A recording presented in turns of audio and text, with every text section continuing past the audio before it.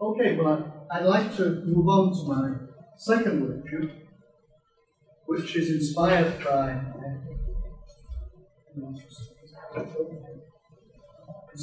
the bamboo picture there.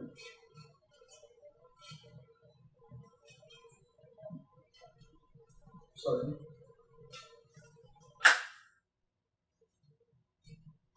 And I called this lecture just I was feeling provocative. I called it the Tao of Disagreement. I have to give a disclaimer here. I am not an expert on Chinese philosophy, though I have read some of the major works of Taoism, and I have read a significant amount of commentary on these works. You'll also find that in my lecture it's totally inconsistent with what I call things and people. I haven't worked out what the correct transliteration is. I'm not enough of a Chinese scholar to do it. Before we make a book, we'll make sure we get all that right. So please forgive me if the Tao is sometimes the Tao and sometimes the Tao, if people's names occasionally change. But that's not really material to what I'm talking about. So, the theme of this lecture is summed up in a quotation from C.P. Snow, who you might know from the Narnia series, through The Lion, the Witch, and the Wardrobe, or you might know through his Two Cultures, where he talked about the perennial divide in Western society between humanists and scientists. And he had a rather negative opinion of humanists. He said, do you know the second law of thermodynamics? Well, no, so you know good. Today we might say to a scientist, well, have you ever heard of Kant? And he would say no. And he said, well, okay, we can get conclusions from that. But anyway, he said that debating gives us lots of psychological satisfaction. I think we all know this. Most of us know this from personal experience. You know, you see the post on Facebook, you're wrong. Why are you wrong? I know why you're wrong. I'm going to show you. It gives us lots of personal satisfaction. But, he adds, debating, disagreeing, deprives us of any chance of actually finding the truth. In other words, it's not always the right way to go. So, before I get into my main argument, I'd like to just summarize everything I've been saying in this series. In the very first lecture, I discussed what we meant with disagreement, and I tried to disabuse you of the idea that all disagreements are about truth, that all disagreements can be resolved by listening quietly to the evidence and being rational, and so on. For me, if we only talk about that sort of disagreement, basically, we have almost nothing to talk about, because real disagreements are just not like that. Most disagreements, I said, are not rational or only partly rational. They're not really based on the evidence. They don't have a lot to do with truth and falsity. Many are about values and tastes and concepts created by human beings. Most are laden with emotion. And that's fine, because that's how things really are. After that, we looked at different kinds of disagreements, and we looked at their possible outcomes. And so far, in these lectures, we've seen really three possible outcomes. I have a proposition. The proposition is that Picasso is better than Matisse, or that John should get married to Paul, or that John should get divorced from Paula. That's P. So one possible outcome of the disagreement is P wins, that side of the disagreement wins, and not P is defeated. So people who say they shouldn't get married, they shouldn't get divorced, and so on, are proved to be wrong. Of course, we can have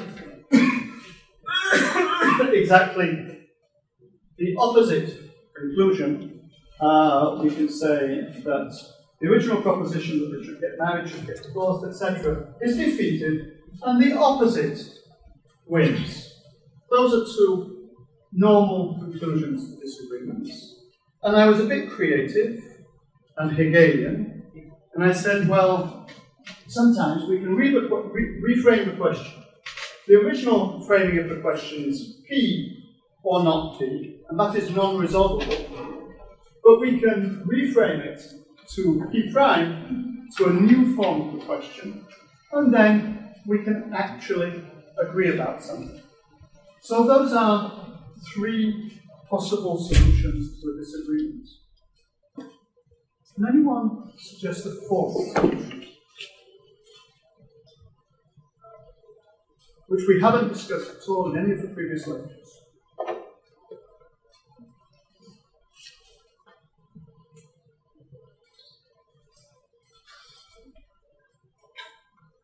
Yeah. So if you're talking about outcomes, maybe a stalemate is possible. We could. I didn't mention that, but yes, sadly that's true. So we can have a stalemate. P and not P. Any other solutions? They both lose. Sorry? They both lose. They both lose. Okay, they both lose. I don't know. Not P and not P. Okay. I'm going to suggest another one. No. I'll give you another 2 seconds. Something else can happen. Well, we've seen that usually disagreements don't end up with someone fairly good.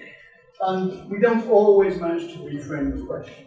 One thing we can actually do is just walk away. Or not disagree at all. Not fight at all. I'm going to tell you a story.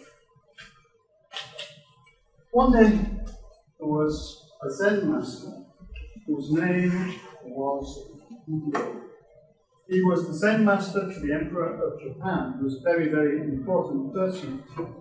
And he had a habit, every now and then, of dressing up in ordinary clothes so no one could see how important he was, and wandering around the countryside and just stopping off to talk to people and to stay in people's houses. So one day it was raining, just like this afternoon. It was very wet and he didn't have an umbrella. So he stopped in the house of a woman who had a house somewhere in the countryside. And when he got into the house, he saw that the woman and her kids were all looking extremely upset and sad. So he says, hey, what's wrong with you? You know, you've got chickens outside, you don't look too poor, you're not sick. What's wrong? And the woman says, the problem is my husband. My husband's a drunkard. He's a gambler. When he goes out, he spends all his money, or my money, on drink, on playing cards, or dice, or mahjong, or whatever. And when he comes home, he beats me, and he beats the kids. And he's out now. And I know it's going to happen again. And therefore, I'm terribly upset. So, what do you think? So the Zen master said, I'm gonna help you. So has anyone any ideas what the Zen master could do? No, he's a very prestigious man.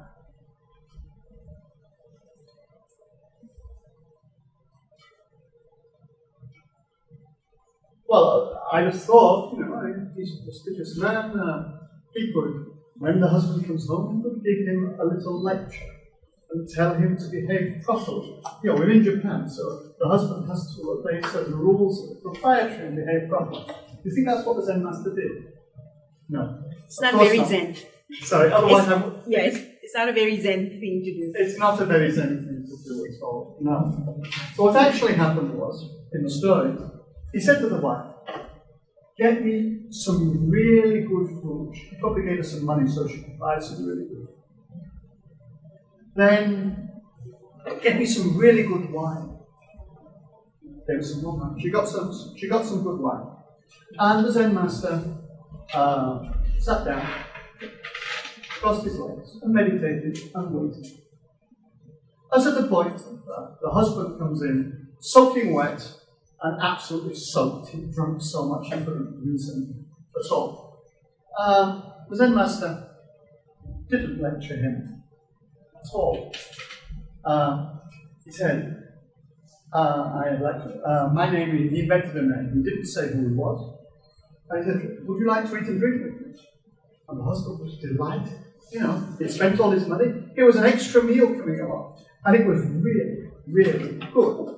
So they ate and drank together, they chatted, and they joked. And then the husband fell asleep and snored. And the Zen master went back to his meditation. The next morning, the husband woke up and couldn't remember much about what had happened the night before. But he said, the Zen master said, I have to walk a bit down the street. I have to walk to another village. Will you come with me? The guy said, yeah, sure. He gave me food and wine, why not? They walked a bit, and after about 3 miles, the Zen master said, by the way, do you know who I am? And the husband said, no. I am Buddha. The Zen master, to be helpful, the man fell down on his knees and said, I'm so sorry. He was desperately, no, don't be sorry. Maybe sometime in the future, don't waste all your money, but it doesn't matter. We had a good meal together. And the guy says, can I follow you some more? And so he carries on, and after 10 miles, the Zen master said, look, they need you back at home. Go home. Thank you very much. He says, no, master. I'll never be drunk, I'll never gamble again, I'm going to follow you for the rest of my life. So, the Zen master did not get into a lecture with the man. He certainly didn't get into a disagreement or a fight with the man. He behaved very indirectly, giving him food and wine, and he got exactly what he wanted. Now, of course, this isn't because the Zen master wanted a compromise. The Zen master knew he was absolutely certain he was completely right. But if he'd have just gone and lectured the man, they'd probably had a fight. This would have got him absolutely nowhere. What he actually did by avoiding the disagreement was to actually change the whole life of that man. So he was extremely successful. Now, I think this tells us a lesson. There's many circumstances in which refusing to disagree can be a really effective strategy. Certainly it's true from a personal point of view. Many just disagreements are just a waste of energy. You know, think of the SEC case about the $43 and the $45. Even if I can save $2, really, is it worth my while to have a disagreement about that? To spoil my relationship with my friend, to spoil the very nice evening everyone's had at the restaurant? No, it's just not worth it. So we don't have a disagreement. I'm not really defeated. I just let other people talk about it. Or ideally, make sure that no one talks about it. If you think of many cases when you use social media, but to me this morning, I saw a post of a guy I know who said something absolutely obnoxious. Now my immediate reaction was to post it immediately, publicly, and explain to him why he was being obnoxious. This is like the Zen master giving a lecture. Now, so far, I've refrained from doing so. I can't promise I'm going to be virtuous and wise and I'm not going to do it. But I do think, and I am aware, that reacting immediately, following my system one, would not be an effective way of getting this guy to change his mind. If I react in a very hot way, he will react in a hot way, I will re-react, and we'll probably end up breaking our friendship. Now, none of this sounds very philosophical. So I'd like to take a more abstract view. The story I told you comes from Zen, which is a Japanese Japanese Buddhist tradition. And some scholars think that Zen Buddhism is strongly influenced by a Chinese tradition, which is Taoism, which is the tradition I want to talk about. And Taoism is a philosophical and religious tradition from China, which, as far as we know, originated somewhere between the 3rd and the 4th century before Christ. There is a legendary founder called Lao Tse. No one knows if Lao Tse actually ever existed. This is a picture of him riding an ancient Chinese print of him riding an ox. And there's a book called the Tao of Disagreement. You'll see this spelled in many, many different ways, which is an aphoristic book of philosophy. No one knows if it was actually written by Lao Tse. Some people think it is a compilation of traditions from many, many different sources.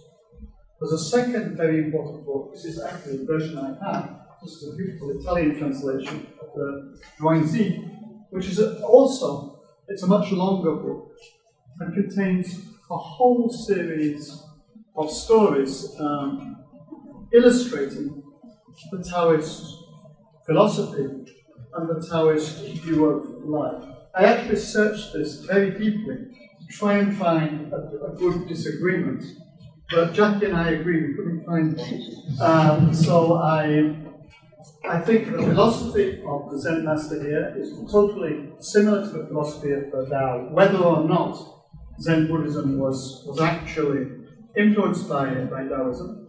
And so this is what I want to talk about. Now, first of all, a bit of background information.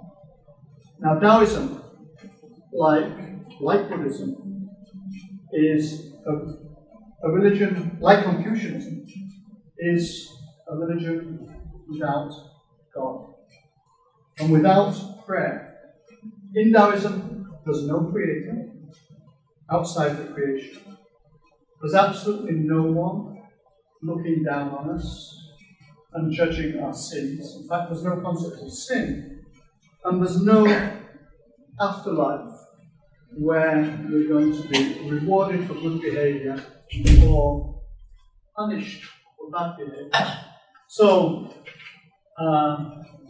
Taoism doesn't have a theology. It doesn't teach us about the nature of God or the long-term future of the world. It doesn't teach us how to pray. It doesn't have a liturgy.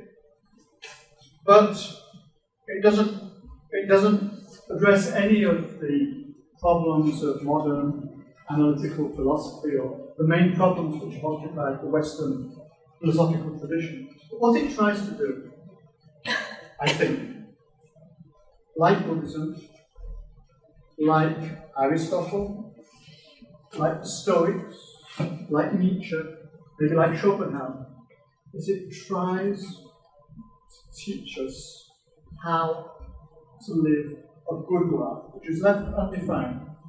It gives examples through stories. So it does presuppose some basic metaphysics.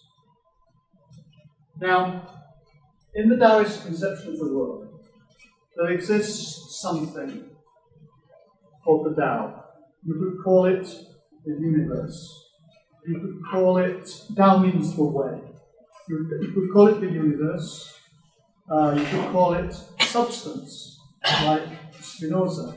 You could call it being, like Parmenides or like Heidegger. You can give it all sorts of certain names, but basically, its main characteristic is that it is the only thing which actually exists. And it's the only permanent thing in the world. It's always been. It has no origin, so we have no genesis. in Taoism. It will never have an end. So we have no apocalypse.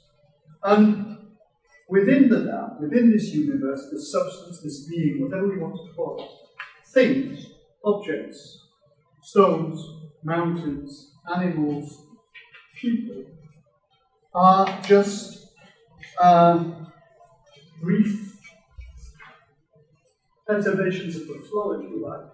They come into being at one moment in time, they disappear for another, they're completely transient, they don't have any deep significance. They end up by just disappearing into nothingness. But the fact they do so is all due to the Tao. It's all due to the laws governing, the Taoists wouldn't call them laws, but to the interaction of complex interaction of cause and effect within the universe. So the universe, or the Tao, determines everything. But it determines everything without ever making a decision, without the least effort, without ever getting nervous or upset or jealous, as other gods are known to do. And that is the metaphysics. As I said before, Taoism isn't really about metaphysics. It has some metaphysical assumptions, but it's really about how people should live. And particularly, it gives a vision of how a wise man should live. And in the Taoist vision, a wise person should be like the Tao itself. The wise person should imitate the Tao. Sometimes they say imitate the sky. So the wise person should not make conscious decisions. I have to do this, I have to do that. Does the sky make conscious decisions? No, it doesn't. And yet the clouds flow across the sky without any effort. It rains without any effort. The plants grow without any effort. Lao Tse compares the wise man to flowing water. Flowing water finds its way everywhere, but it never makes a decision to go one way or the other. It just goes there. Alan Watts, who is an American writer, now deceased American writer and philosopher who wrote both about Zen and about Taoism, uses what he calls the water flow method. He says the wise man has to be like a very experienced boatman. You can't paddle your boat against the stream. It's just impossible. The wise boatman puts his boat on the stream and exploits the current to go where he needs to go. And just very occasionally, he'll put in a paddle and correct the course of his boat so he goes where he wants to go and doesn't end up hitting a rock and killing everybody. So Taoism sums this up by saying that the wise man, the sage, practices wu wei, non-action. You should just literally not act, but I think what he means is not take voluntary, non-necessary, forced, unnatural action. So when Chuang-Tzu talks about an ideal ruler, the ideal ruler sits in his palace and allows the people to live their natural way without trying to impose rules, without trying to teach them to behave in the other way, without teaching them new arts or anything else. He just abstains from unnecessary action, and he abstains from willing, which incidentally, sort of, you can get the same message in the Gospels. If you read Matthew 26, you'll find, this wonderful passage about what you will eat or why worry about it? Why worry about what you're going to eat or drink? About your body. Now, look at the birds of the air. They don't sow or reap or store away in barns, yet your heavenly Father feeds them. Aren't you more valuable than the birds of the air? Think of the lilies of the field.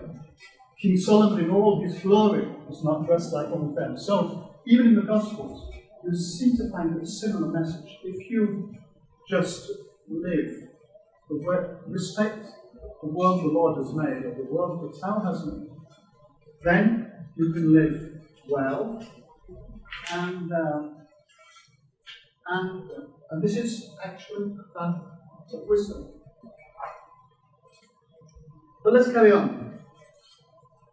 According to Taoism, one of the key ways in which we can go against the spirit of the Tao, in which we can be the opposite of what is and spoil our lives, is to start making artificial distinctions between things that in nature are inseparable.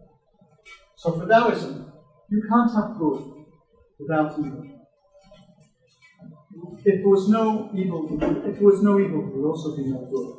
You can't have black without white. You can't have heaviness without lightness. So if we try and eliminate all ugliness, all heaviness, or all whiteness, we're trying to achieve the impossible. And when we fail, and inevitably we fail. In fact, he goes further. He says, artificial codes of morals, or artificial codes of aesthetics, actually make the world worse. So if you read the Tao Te Ching, you'll find all these paradoxical statements. As soon as beauty is known by the world as beautiful, it becomes ugly. In other words, if you actively trying to make something beautiful, then you fail. As soon as virtue is known as something good, everyone's trying really hard to be virtuous, then it becomes evil. And I think we can all think of examples where that is realistic. So, that's the basic metaphysics and the basic attitude to life. But what can it tell you about disagreement? Now, at the time of Zhuangzi, philosophy in China was very well developed. It was not a formal philosophy, and people had debates and argued about exactly the same sort of very fine points that many philosophers delight in arguing about today. They talked about conceptual distinctions between the hard and the soft, the white and the black, and so forth. But as we saw on the last slide, for Taoism, these distinctions are purely artificial. These apparently opposite poles are actually part of the unity. White-black is a single thing. Good-evil is a single thing. And so he thought, but if we were going to argue about these things, if we're going to disagree about them, basically, we're wasting our breath. We're trying to row against the current of the Tao. But he does some analytical philosophy too. He adds that even in practical terms, we get nowhere because we go to an infinite regress. If I say P, you say non-P, well, how do we decide? Well, we ask a third person to say which of us is better, but then the third person, how do I know the third person is right? So I go to the fourth person, and so on and so on. This goes on forever. He says this sort of argument can never, ever be resolved. And here he's talking about arguments about metaphysics, but I think it's fairly easy that you could apply this sort of thing to most or all of the arguments we've been discussing in this series of lectures. Now, I'd like to add that this attitude of Taoism to disagreement is not unique to Taoism. Many contemplative philosophies and religions share some of the same assumptions and scriptures. I think nearly all religions have some complicated people and have some mystics. And what these people have in common, here we have Thomas à Kempis, who wrote The Imitation of Christ. Here we have Thomas Merton, famous modern Christian mystic. What they have in common is they do not go in a complicated theological discourse. They keep it extremely simple. There's a huge school of complicated discourse afterward. There's a huge school of Christian theology, but the mystics tend to keep it really simple. Thomas à Kempis said, try and make your life like Christ's life. You don't need anything else. Just do that. That's enough. And I think Thomas Merton told all his adepts, I just want to go and live up in a hut. He did write all. He gave some interesting talks. But he just went up to a hut, a bit close to his monastery, and meditated. That was all he thought he needed to do. Now, these people did not say ever, I think, they never made an explicit statement, we shouldn't have complicated metaphysical or moral discussions. But at the same time, I think it's rather hard to imagine people like this, and there's many of them in all religions, people like this engaging in the sort of negative confrontations which we meet in our everyday life and which we meet on our social media. Can you really imagine one of these people? A Buddha sort of flaming people on Facebook?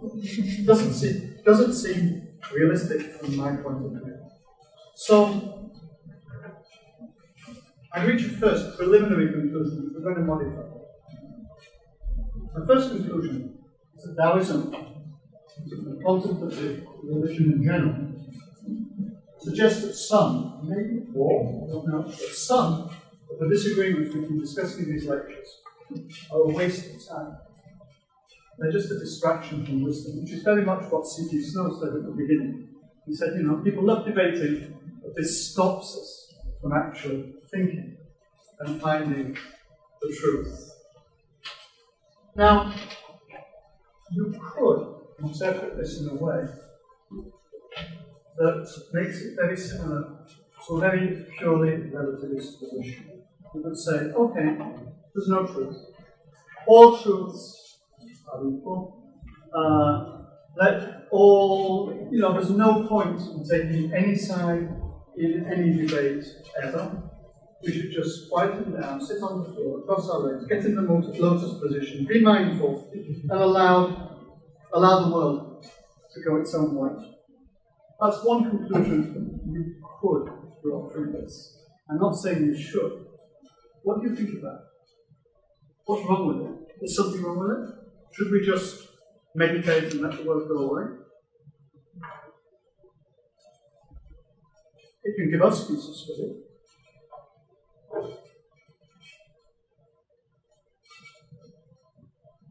It's not meant to be quite a rhetorical question. I was asking what you think. Where do you see a problem with this?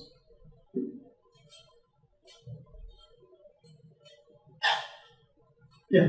It becomes really passive. It becomes extremely passive. Yeah. So let's say, for instance, there are cases where let's go back to your previous lecture on steadfast. Sometimes you have to be steadfast.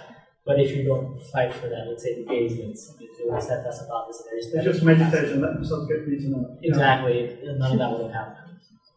I think that's fair. Any other comments? I'd agree with you.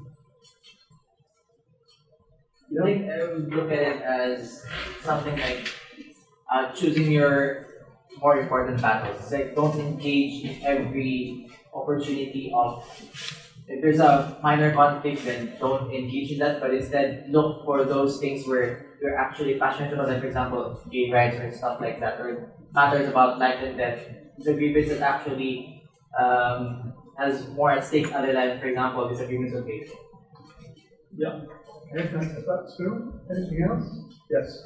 This sounds a lot like it comes from a real privileged standpoint. in a sense that people are able to detach themselves from problems and just deal with it instead of just confronting it head on and just solving people from that position of solving that problem from that position of privilege.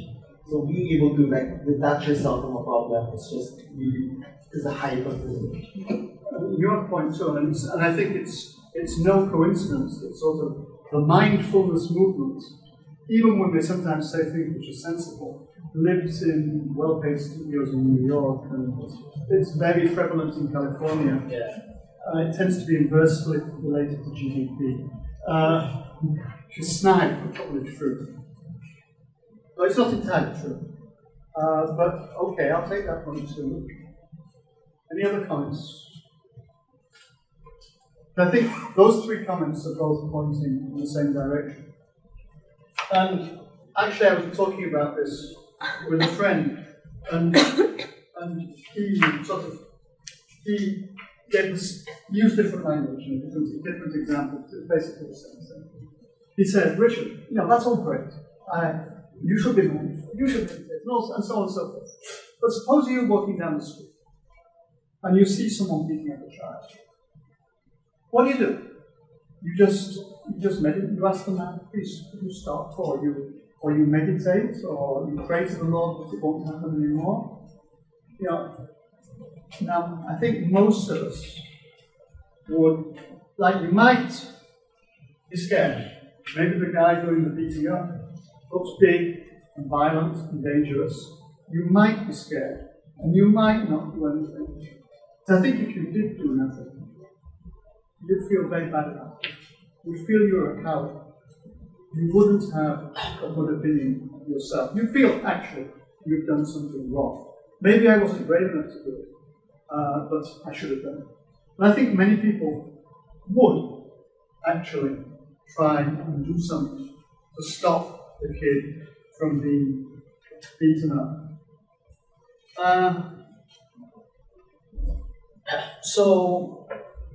And I think it comes from our whole, if you say the kid is sort of paradigmatic example, it's something where we all sort of have very quick, instinctive reactions to seeing it. We have empathy with the kid. We have that before we've learned any ethics or anything. We've learned ethics, we've reinforced that. Many of us have a religion which reinforces some more. Our school teaching does it. What the media tells us about how we should behave reinforces this. We should do it. Is it all a cognitive illusion? No. I think there's a lot of validity for that. So, but it does pose a problem. This sort of passionate response we have, which maybe if you're in an underprivileged position, I have to defend my rights sometimes. If my family is dying of hunger, or if there's soldiers coming and killing them, or if I'm deeply discriminated against and I can't get a job or anything else I must have, well then I don't really have a real choice. And this poses a problem for a position which just says, move away, do nothing. Now I have a personal solution to this problem. Again, you're not forced to accept it, and it's not certain that every Taoist will accept it. I'm not sure at all that they'll accept it. But I'll have a go. So,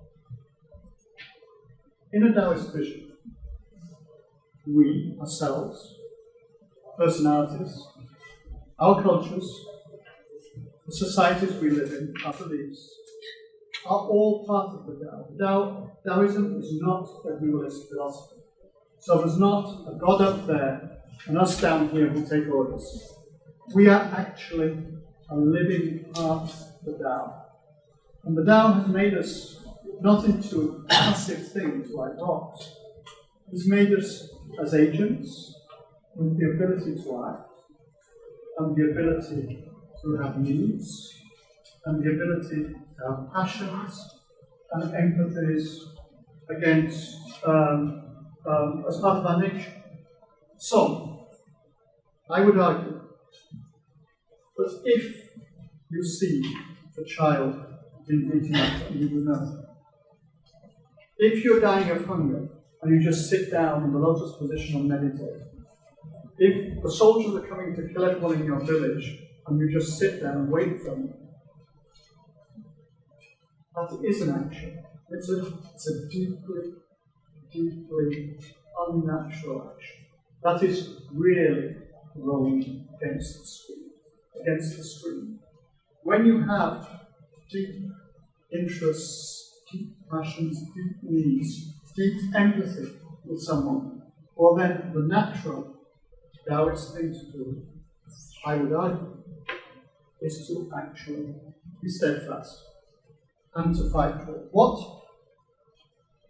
Lao Tse wants is not that you should ignore evil and let evil just go, just sit there and do nothing. He's not necessarily a pacifist. What he wants is that you should not act unnaturally. And we know that everyone fights evil sometimes in some ways. Even if you look at the gospel, at a certain point, Jesus comes to the temple and he finds that it's been turned into a den of thieves. What's he do? Does he sit down and pray the Holy Father? No. He throws over their tables and he kicks them out of the temple. And he's deeply angry, and he never says sorry. So, I think Taoists would agree with that. When you see something which is too deeply against everything you believe in, you have to follow your own nature and fight it. What he doesn't like is turning that into a moral code. Certain things are good deeds, you have to do them. Certain things are bad deeds, you must never do them. Fight, but make sure that everyone always does what you define as good. Make sure no one ever does what you define as evil. He would say that goes against Taoist principles. That is acting unnaturally. And that is basically what I draw from my readings of Taoism. And I'd like to make that part of the overall lessons from this series of lectures, which I would summarize like this. First of all, disagreement is part of life. We can't avoid it, and I didn't write it down. It's not always about truth and falsity. It's about many things. Very often, we don't know why we disagree. We have a huge set of cognitive illusions. We have a huge set of cultural biases, and I may well believe I'm disagreeing for one reason, when actually I'm disagreeing for another. For instance, I may not be conscious of the privilege which is driving me to take one particular position in a disagreement. Many people are not conscious of their privilege. In fact, none of us are totally conscious of their privilege. Different cultures can have different beliefs, different behaviors, and so on. And very often, there are multiple positions which can be equally valid, both for different cultures, but even within the same culture. There's not one good solution for every problem. We saw that in the case of value systems. That's classical, but it's equally true in the sense that in the case of scientific systems. At the time of Galileo, Ptolemy's system explained the observations just as well as Galileo's. We found out later Galileo was wrong. But at that time, there was no way of telling. But though multiple positions can be right, some positions are definitely not right. There are stupid scientific theories. I don't know what. Aliens made the pyramids. No, they didn't. There are stupid and immoral moral systems. If you read Ayn Rand and just do what she wants, and all become total egotists in sort of caricatural position, that ain't going to work. It's going to give you the United States if he wants them. So there are wrong positions. Sometimes I think we have to be very pragmatic about what we're trying to achieve. Sometimes it's really good to make peace. Sometimes it's good to stick to your guns and take a steadfast position.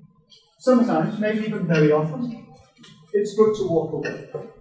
not all disagreements are important. Some we can really afford to let go. What we do know is that rational disagreements rarely happen and rarely work. Just remember the example of the couple who are quarreling. If their best friend says, why not just work it out rationally? They're going to be in the divorce courts so fast. But it's also true, but going head to head, just reacting within 5 seconds to that nasty post you saw on Facebook, that stupid post you saw, that man can't think and is immoral. That is very common, unlike the rational full discussion. But also, very, very rarely works. How often have you ever achieved anything on Facebook by one of those hot responses? I think the answer is practically never. Effective strategies, and Jacklyn is going to be talking about this in our next 2 lectures, are often indirect. We've had all sorts of suggestions for you. I can use humor. I can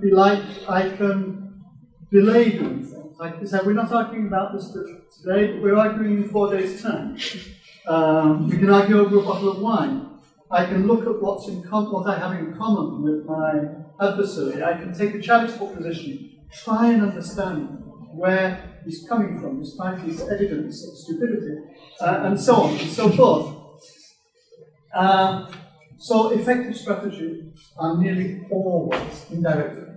I can also, of course, reframe the questions, which is what we saw some very cool examples of people reframing a question, getting new answers. Finally, there's no obligation whatsoever, moral, political, of any other kind, to reach an agreement. Sometimes you don't want to reach an agreement about some things. But you do need to be flexible. You need to avoid dogmatism. So think what your real objective is. Stick to it. Don't change the objective. But there can be many, many roads to achieving that objective. And some of the roads aren't the ones you first think of. Now that having been said, that's all I have to say for these lectures. I'd like to thank you very much. We're going to try and make a book out of this.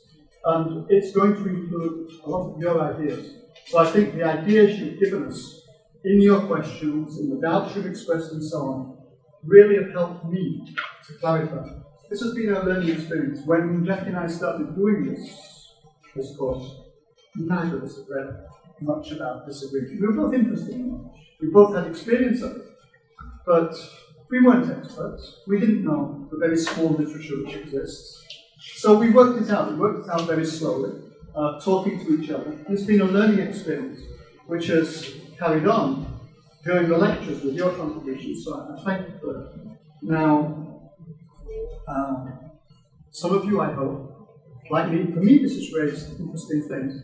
I was in a disagreement yesterday, part one, on Facebook, and I have hesitated. I've refrained my fingers from doing the bad things they wanted to do.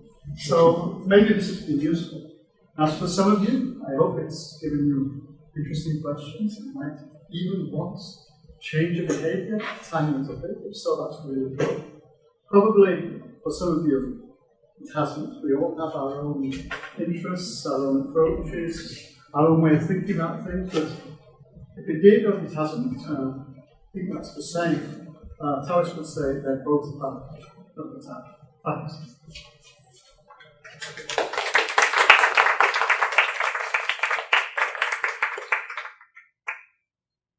Now, before we go, it's the last one. I'm going back to Switzerland in 2 days' time. Any questions? Yes. Just a clarification on the last point, that no obligation to reach an agreement. So, reaching an impasse or reaching a stalemate is something that is inherent to the way of life in the Tao. So it's not inherently a bad thing. And maybe any of the solutions which are only sort of half working or worse than just waiting. I would say that.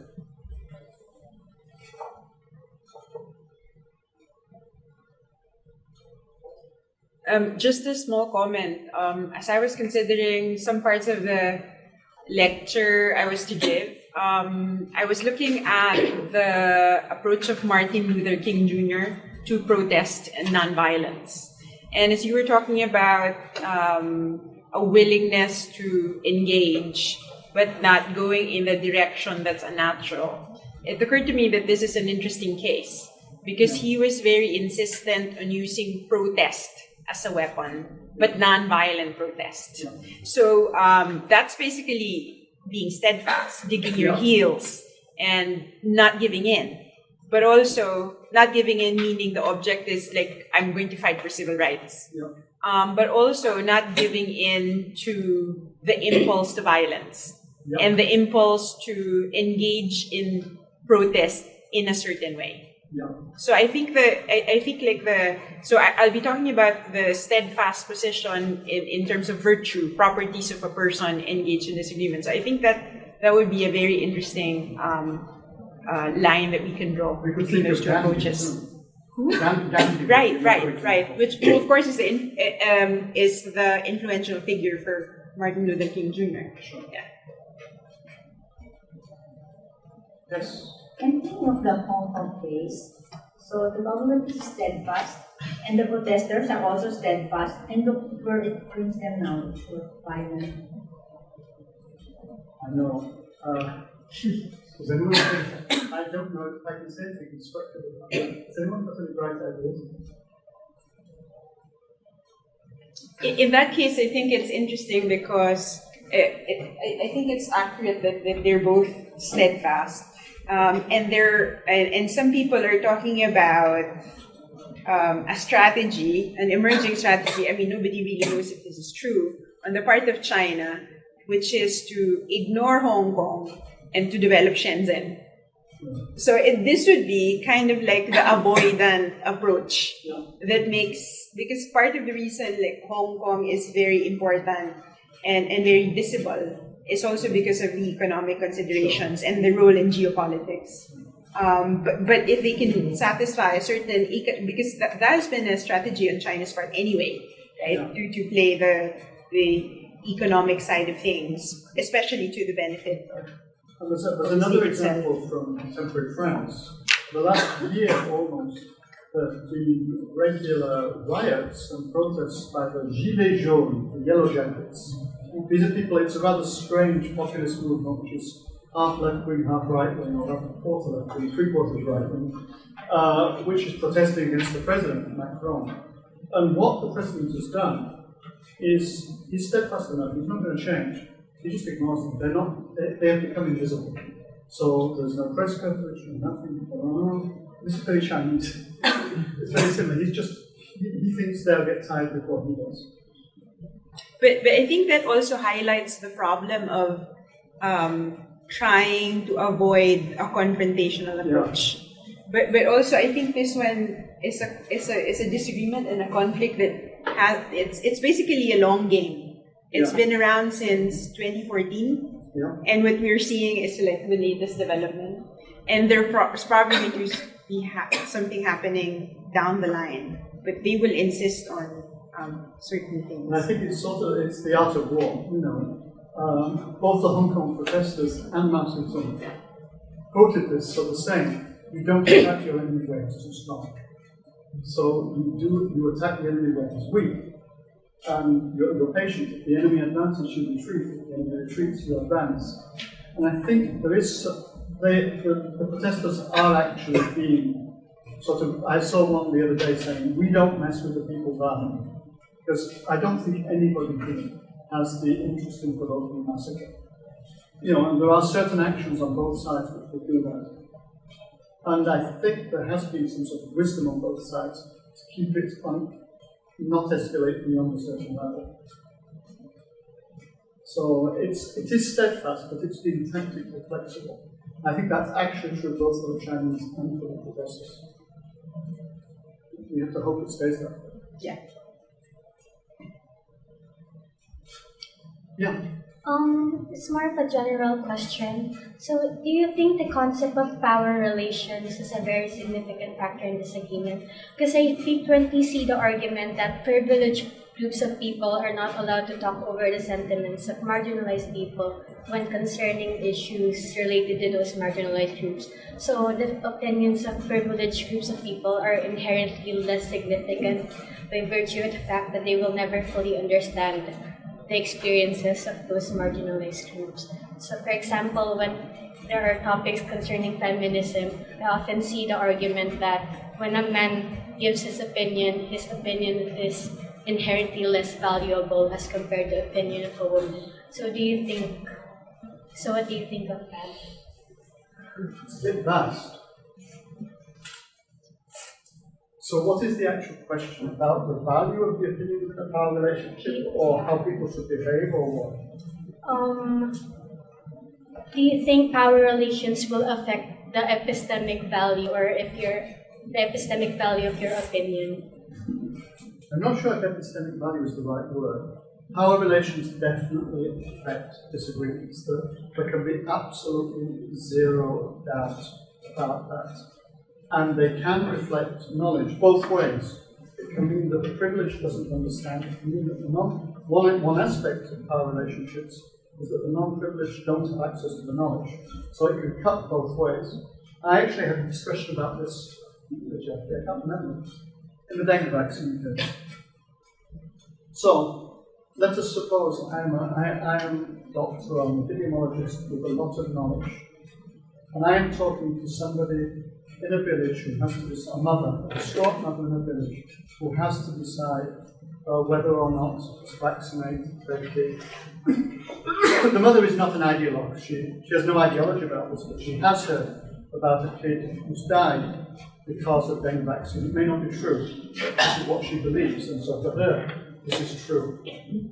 Now, my question I posed, which I didn't answer, and I don't have an answer to, is there is obviously a power relationship between the doctor and the woman, and there's nothing we can do about that. But how should, and I think it's morally justified to try and persuade the woman, because but how the doctor should behave, for me, is an open question. I don't know. I can give it to you as an open issue I really don't know. We had a series of bright ideas, but nothing which really sounded super good. I don't just mean to win, I also mean to win in an ethically acceptable way.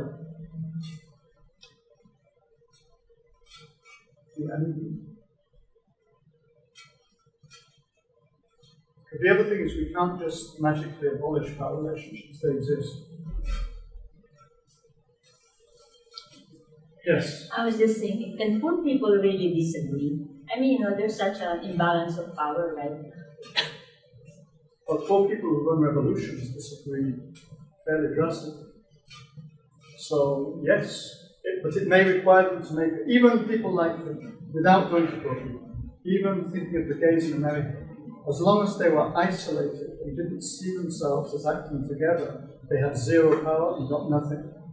When they came together, they got power. So maybe poor people individually find it very difficult to disagree. Poor people collectively can have a lot of power. Particularly when they're aware of the power they actually have. So I don't think poor people are always systematically disempowered, but yes, they are at a disadvantage.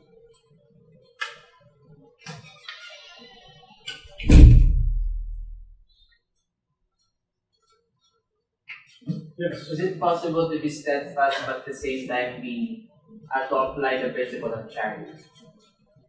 Or is that already? I suspect yes.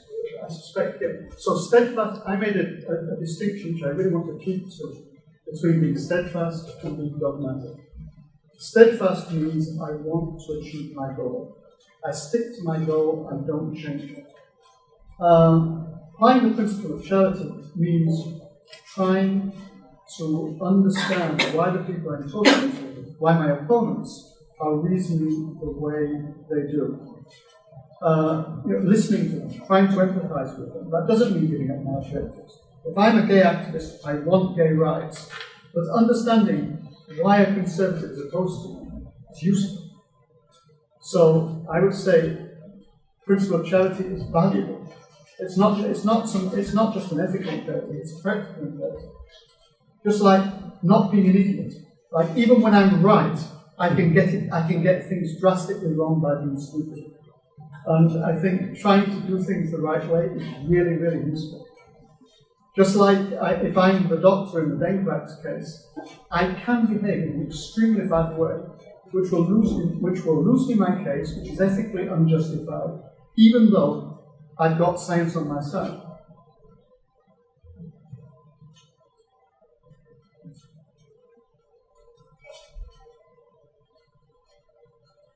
Okay. So, Yeah. we've had our 2 hours. Yeah. We've finished almost exactly on time. Thank you very much. It's been a privilege to talk to you, and I hope to see you next week.